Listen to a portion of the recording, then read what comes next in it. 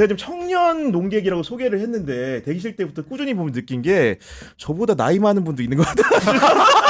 청년 맞습니까 일단? 아니 이게 도대체 청년의 기준이 한국 정치권으로만 오면 너무 높아져요. 그러니까요. 예. 무슨 그 지방의 그 이장님들 요즘 청년회장을 60대가 맡으신다고 하는데 저도 이제 정치권으로 가면 아직은 아마 청년 갓난아기입니다. 되죠? 갓난아기요. 예, 막 그럼요. 태어나셨어요. 말기거든요. 제가 이제 딱 그 이준석 의원 또래이기 때문에 뭐 저도 아직은 이제 청년으로 분류가 될 수 있는. 그거 모르세요? 김성애 그 의원이 지금 현재 의원 됐지만 그 전에 나올 때는 이런 얘기 들었다고 하더라고요. 나 아직 나이가 너무 젊으니까 다음 기회를 봐라. 50대입니다. 50대. 예, 50대입니다. 아니 이 정의에 대해서는 뭔가 황희두 이사님이 정치권에도 이제 공천관리위원까지 하셨기 때문에 명확한 기준이 있을 것 같습니다. 뭐 당에서는 뭐 이렇게 나이 기준을 정해놓는데 뭐 45세다 아니다 이거 말이 많은데 저도 일단 제가 거의 소년급이기 때문에 제가 무슨 얘기 발언권이 없더라고요. 그래서 이게 결국에는 소년이라고요? 네, 그렇게 정색을 또 하시면 네. 아 근데 그 정도로 아까 뭐 김성애 의원도 되게 애측을 받는 게 맞거든요. 그래서 저 같은 사람이 무슨 얘기를 해도 애가 뭘 알겠어. 이런 게 또 있는데 그런 걸 이제 우리 밖에 같이 방송하는 분들하고 같이 깨자. 나이로 언제까지 정치할 거냐. 맞아요. 그러고 있는 상황입니다. 그리고 나이로도 지금 40대이신 분도 있기 때문에 적지가 않습니다. 아니, 고경 기자가 40대가 아니세요? 저 40대죠. 제가 40대가 아니겠습니까? 40대가 맞는데 여하간 저희도 충분히 발언권 있는 세대가 이제 됐다는 거죠. 맞습니다. 그렇죠? 오늘 들었던 얘기 중에 제일 충격적이에요. 아 그래요? 우리 선생님이 40대이시군요. 50대인 줄 알았어요? 뭐 상상은 안 해봤습니다만 지금 다소 놀랬고요. 우리 이준석 의원이 지금 정치권에서 상당히 어린 약간 아기 취급 당하잖아요. 늘 뭘 얘기할 때마다 굉장히 어리니까라고 봐주는데 생각해보면 이준석 의원의 나이대가 일반 사기업에 있으면은 거의 중추 역할에 약간 관리직으로 이제 막 들어가는 나이거든요. 맞습니다. 그래서 정치권이 너무 늙었다. 우리가 한번 그걸 생각을 봐야 될 것 같아요. 임경미 작가님 뭔지 묘하게 느낌이 뭐냐면은 옛날에 과방에 가면 있는 선배 같은 느낌이에요. 솔직히 좀 학생운동 했죠? 솔직히 말씀해 주세요. 저요? 네. 저희가 학생운동은 적극적으로 하던 마지막 세대. 그러니까 그럴 것 같아서. 그러니까 왜 이제 학생운동도 그 부류가 둘인데 그 과방에 가면 늘 이제 플랜카드 쓰고 있는 형들이 있고요. 그 옆에서 술 마시는 형들이 있습니다. 그 형들은 현장에는 안 가요. 옆에서 고나리만 엄청 하거든요. 고나리죠. 지금 이제 뭐 이게 뭐 단어가 이게 잘못됐다 이게 삐뚤빼뚤하다. 그리고 이제 술만 마시고 집에 갑니다. 그게 주로 저였죠. 이제. 그런 그러니까 뭐 적극적으로 이제 뛰어들어 본 적이 없고 뭐 저희는 뭐라 그래야 되나? 제가 마지막 한총련 세대였거든요. 저희 학교에서 한총련 마지막 회장이 나왔어요. 아 그렇구나. 그분이 이제 문 닫고 나가신 의장이겠죠. 분이 저희 한 서너 학번 정도 선배일 건데 그런 세대가 학생운동을 뭐 적극적으로 하지는 않았는데 다만 학교 다닐 때도 뭔가 누가 이제 안 맞는 얘기 하는 거 잘 못 참고 그 이제 옆에 딴지 걸고 이제 주로 그 개기고 뭐 선배들이 이제 헛소리하면 이제 개기고 이제 그렇다고 뭘 적극적으로 하지는 않는 약간 아웃사이더였거든요. 근데 뭐 그러다가 흘러서 시사 방송 작가를 하다 보니까 뭐 또 계속 딴지 거는 일이 또 직업이잖아요. 이쪽 기자든 뭐 시사 프로그램 만드는 사람이든 그거 하다가 결국은 여기까지 오게 된 거죠. 뭐. 아니 기초자님은 그에 반해서 아까 이제 선생님을 하셨다고 했잖아요. 네네. 그 길이라는 게 뭔가 좀 이렇게 그 별도의 별난 생각을 갖기 좀 어려운 직업 아닙니까? 그게 저는 진짜 좀 약간 하나의 그 계기가 있었는데 이제 대학을 가면서 그때 용산 참사가 이제 일어났을 때였어요. 근데 제가 대구 출신이거든요. 그러니까 그냥 흔히 접하던 그 기사나 주위 사람들의 그런 여론이 있지 않습니까? 또 어리기도 했고요. 근데 대학 가면서 용산 참사 관련된 이야기를 되게 우연히 하게 됐는데요. 그 당시에는 굉장히 오빠죠. 저보다 4살이 많았으니까 완전 군대 갔다 온 완전 왕오빠. 근데 그 오빠한테 용산 참사 근데 좀 너무 폭력적이야 뭐 이런 얘기를 되게 했던 것 같아요. 근데 그 오빠가 야, 그 사람들 목숨 걸고 싸우는 거야. 이렇게 이야기를 그냥 저한테 툭 했는데 그게 저는 그런가? 하는 생각이 들었고 그때부터 이제 언론을 좀 찾아봤는데 제 눈에는 분명히 굉장히 폭력적이라는 기사밖에 없었거든요. 근데 그런가? 하고서 이제 찾아보기 시작했는데 뭔가 약간 세상이 약간 나를 속이고 있었다는 그게 큰 계기가 됐어요. 충격이 오셨구나. 맞아요. 그래서 이상하다 하고서는 그때부터 기사를 굉장히 꼼꼼하게 읽기 시작을 했고 그러면서 이제 이거 틀렸다. 이게 프레임이구나라는 거를 하나하나 체크하기 시작하면서 그걸 기록으로 남기기 시작한 거예요.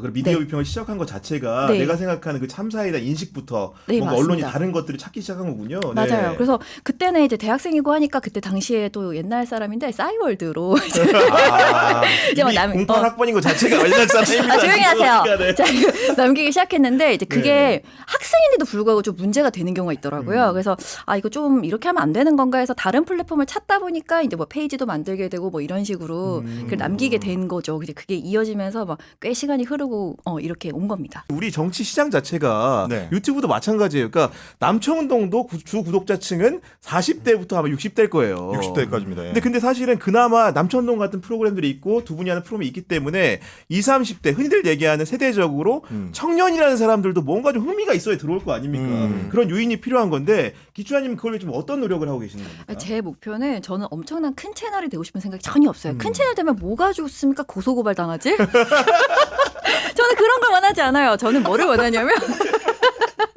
저의 계획은요. 젊은 세대 그 볼 수 있잖아요. 유튜브를 운영하면은 그 연령도 볼 수 있고 성별도 볼 수 있지 않습니까?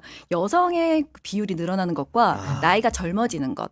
이 저의 목표거든요. 그러니까요. 일단은 네. 차근차근 지금 그렇게 제 목표대로 되고 있어서 저는 굉장히 지금 만족감이 크고요. 네, 지금 일단 보면은 나이도 상당히 높긴 한데 보면 정치 프로그램을 돌렸을 때 여성 패널이 많지가 않아요. 맞아요. 네. 그리고 진짜 자기 의견을 막 세게 지르는 사람들이 많지 않거든요. 유튜브임에도 불구하고. 그래서 저는 그렇게 말하고 싶은 유권자들 분명히 있다. 왜냐하면 어떤 당 행사나 어떤 그런 집회 같은 데도 여성 비율이 적지 않아요. 분명히 그들도 생각 있고 의지가 있고 표현하고 싶은 욕구가 있을 텐데 그들을 대변할 수 있는 것들이 없다면 내가 그것을 해야겠다라고 생각이 드는 거예요.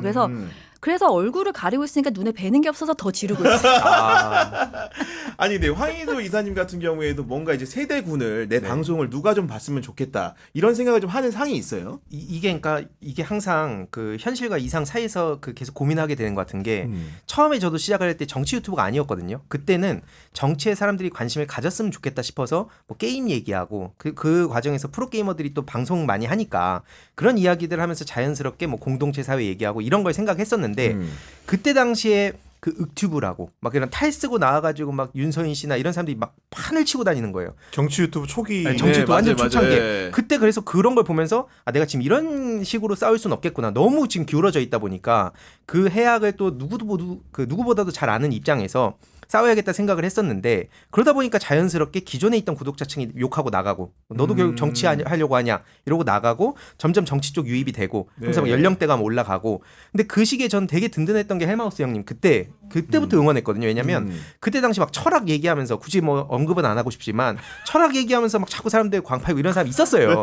근데 그런 걸 낱낱이 뭐가 문제인지 격파해주고 했는데 네. 결국 그런 과정들을 통해서 저도 지금 청년들이랑 원래 소통하고 싶다였는데 민주당에 또 합류를 해버렸잖아요. 그러면서 이제 저를 막 약간 정치인처럼 또 기대를 하고 있는 그런 분들도 계시고 막 섞여가지고 저도 지금 굉장히 많은 혼란을 겪고 있습니다. 네.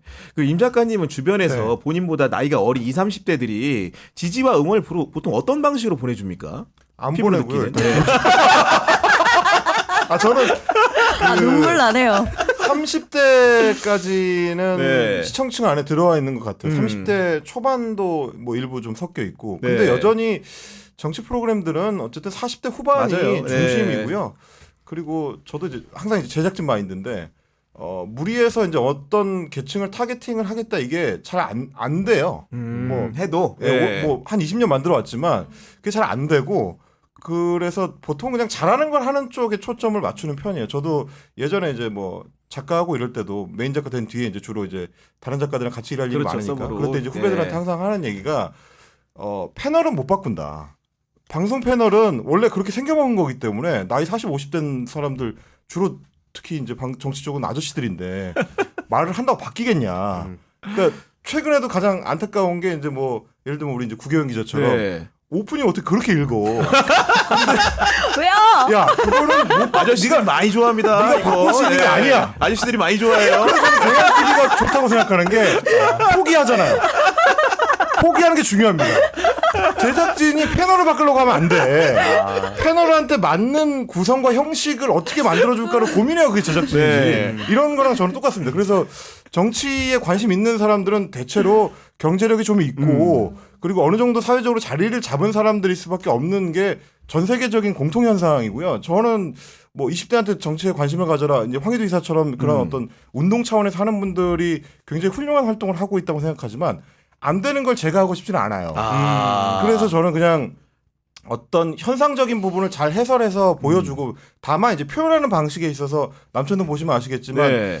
인터넷은 결국 민문화, 인터넷 민문화로 이제 수용이 되기 때문에 그 밈문화를 적극적으로 받아들이거나 혹은 밈을 만드는 쪽으로 가서 형식적인 면에서 좀 더 여러 사람들이 즐길 수 있는 방식을 만들면 그 중에 하나 얻어 걸리는 게 있겠거니 하는 거거든요. 네. 방송에서 뭐 fem코 얘기 같은 걸 일부러 막 많이 하는 게 그러다 얻어 걸리는 친구들이 재밌어 했으면 좋겠다. 그래서 저희도 뭐 예를 들면 남천동이 만들어낸 밈 중에서는 뭐 더 지니어스 시즌 1 제 1화 그 이준석 의원이 거기서 1화에 탈락하거든요.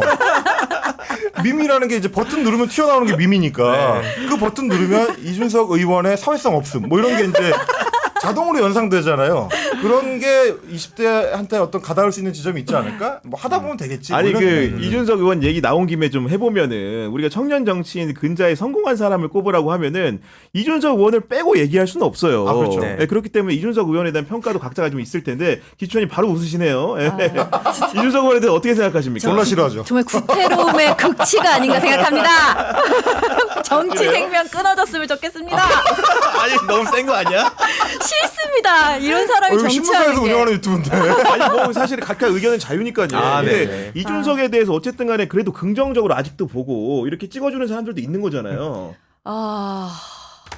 자, 유권자를 부정할 것인가? 그러면 이제 밭을 탓하면 안 됩니다. 포기하지 않겠지만 네, 네. 정말 원래도 네. 이준석이라는 그 자연인으로서 말고요. 그 사람이 정치를 시작하고 그 행보를 쭉 따라갔을 때 과연 저 사람이 정말 현실 정치에 정말 필요한 사람인가? 저 사람이 정말 청년 정치를 대변할 수 있는가? 저 사람이 이때까지 한 일이라고는 무엇인가? 장애인 단체와 싸워서 이긴 것, 이겼다고 의기양양하게 구는 것, 그 이외의 것이 무엇이 있는가? 남녀 갈라치기해서 표를 갈라먹는 것, 그것 말고 한 것이 무엇이 있는가까지 생각을 했었는데 네. 지금 밝혀지는 모든 사건을 보면요, 아하 정말 구태롭기 짝이 없구나라는 기성 결론까지. 정치권과 어울려서. 네. 그래서 지금 올라오는 글들 보면은 어쩜 그렇게 다들 지금 명태균 씨랑 다 손절하는 분위기인데 아직까지도 사실만을 말하는 사람이다 명 박사님, 명 사장님이라 부르는 사람 단 한 명뿐입니다. 그 화살표는 바로 이준석 의원을 가리키고 있거든요. 네.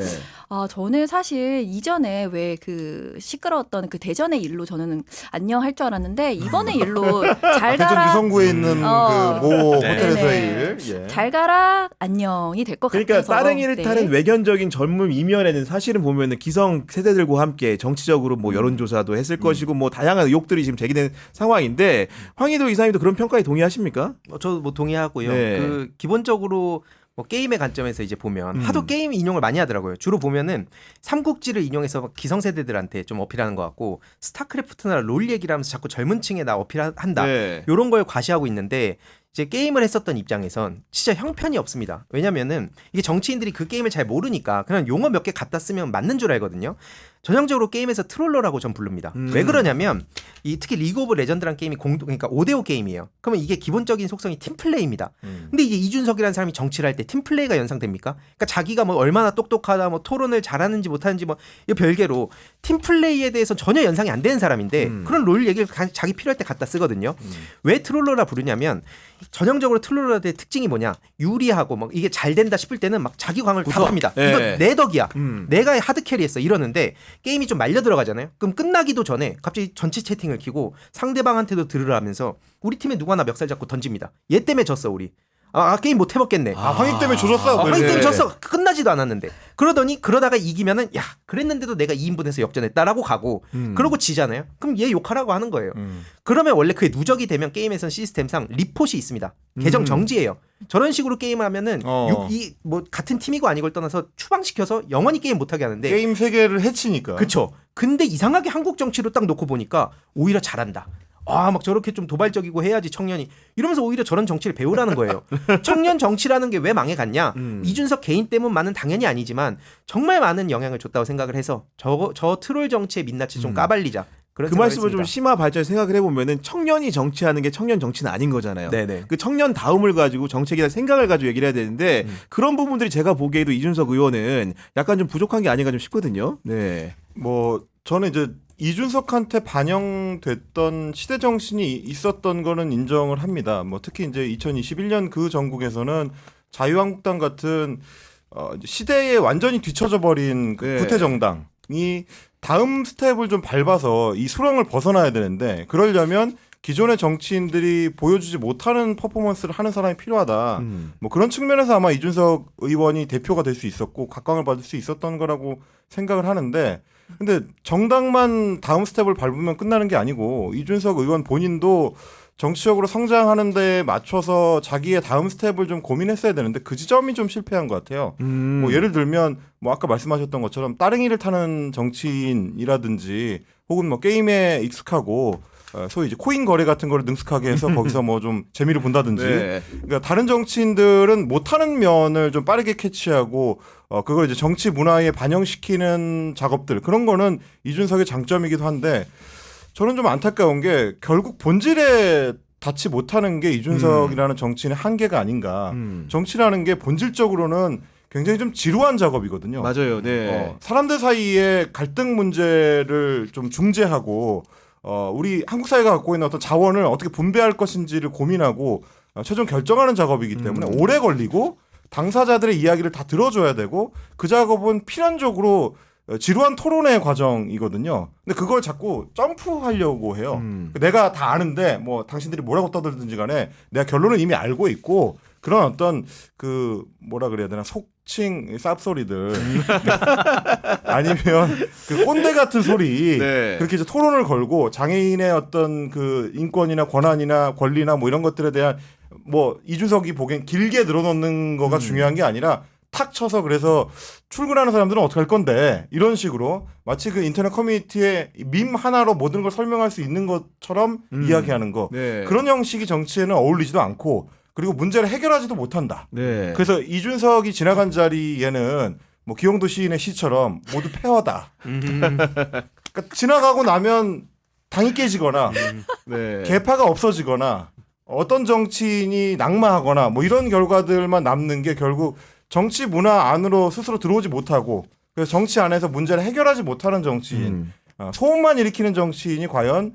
마지막 지점에 정치 지도자가 될 수 있겠냐 뭐 그런 생각을 저는 하는 거죠. 정말로 이제 명태균 게이트를 이제 기점으로 해서 이준석 의원 정말로 큰 시험대에 섰다고 저도 생각을 하는 상황이고 그러면 이제 포스트 이준석 뭐 이런 표현이 적합한지 모르겠습니다만은 이준석 말고 다른 청년 정치를 고민할 때도 된 것이고 그런 사람도 분명히 한국 사회에 있어야지 정치를 뭔가 올바르게 견인할 수 있을 텐데 세 분들이 보시기에는 주목하는 청년 정치인 좀 있습니까?